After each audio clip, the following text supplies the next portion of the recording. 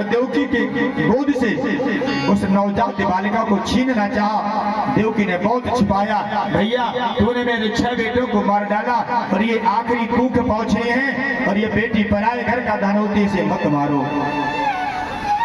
लेकिन दुष्ट है, कभी अपनी दुष्टता को नहीं छोड़ता। उसने कहा हो सकता है इससे होने वाला कोई औरत मुझे मार दे, इसलिए आपत्ति मोल नहीं लेता, इसे छोड़ूंगा नहीं। और उसने छीन करके और घुमा करके जैसे ही पत्थर पर पछाड़ना चाहा, ऐसे हाथ से छूट करके आकाश में उड़ गई और आकाश बनी हुई। अरे दुष्ट, अरे कंस, तो मुझे क्या मारेगा? तेरी मारने वाले ने तो ब्रज में जन्म ले लिया है। और भाई अष्टभुजाधारी आसमानी बनकर के जो आज पूजी जाती है आसमान में, उसे हम आसमानी के रूप में पूछते हैं। कंस ने कहा तू बता दे कहां पैदा हुआ है मेरी मारने वाला? आसमानी का ये नहीं बताऊंगा, पर ब्रज 84 कोष में वो पैदा हो गया है। और यहाँ नंद भवन में नंद की 2 बहनें आई हैं, नंदा और सुनंदा। जब भाभी ऐसी स्थिति में होती है तो नंदों को बुला लिया जाता सेवा करने के लिए, और फिर कुछ बधाव देकर के विदा कर दिया जाता है।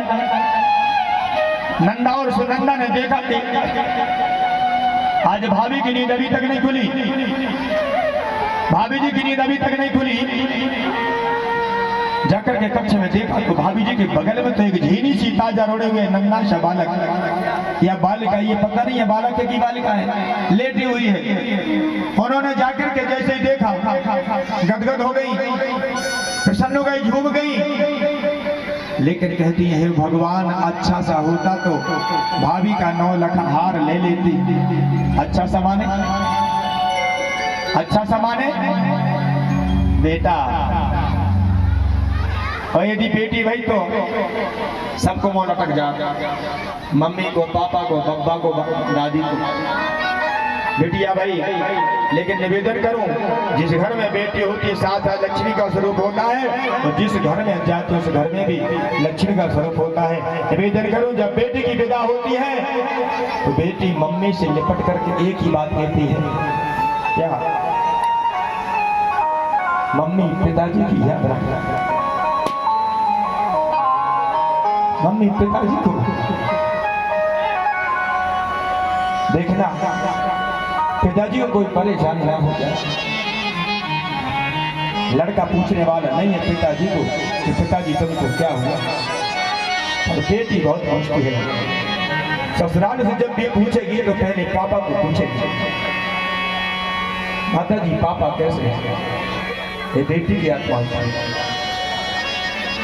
तो जाकर के गंगा ने कहा कोई अच्छा सा होता, अब कुछ झीनी सी चादर को उठाने वाली है, फिर मैं स्नान करते ऐसा ना हो कुछ गड़बड़ हो जाए, लेकिन अब उठाना तो पड़ेगी। झटके से उठाया उस चादर को, देखा तो लल्ला था। तो जब लल्ला था वहां बजाने के लिए कुछ नहीं थे, कुपरिया धरी थी, कोई कुपरिया लेके नाचने लगी। और दौड़ी दौड़ी गौशाला गई, यहाँ नंद बाबा गौशाला में भोर 4 बजे पहुंच गए हैं। कहते हैं बाबा हो गया, क्या हो गया? बोले मुझे 9 लाख हार दोगे? बोले बताओ तो सही क्या हो गया? बोले भाभी को लल्ला हो गया। अब तो नंद बाबा के ठिकाना नहीं, दौड़े दौड़े गए, अपने यार मित्रों को बताया। जमुना जी में जाकर के 108 डुबकी लगाई।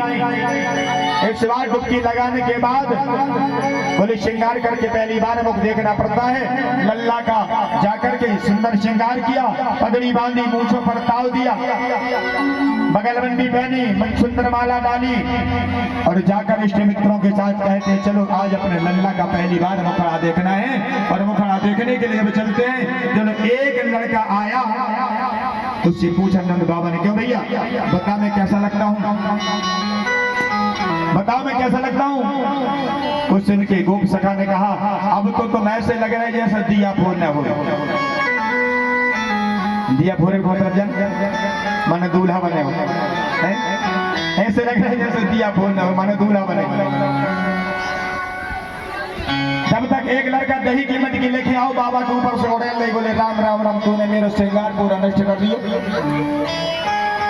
उसने कहा नहीं नष्ट नहीं क्यों बाबा, जब पहली बार बच्चे का मुंह देखा जाता है तो दही में स्नान करके देखा जाता है। बोले तुमने बहुत अच्छा किया है। और चलते हैं बधाई गीत लेकर के भगवान के जन्म का, और इसके बाद भगवान की आरती होगी।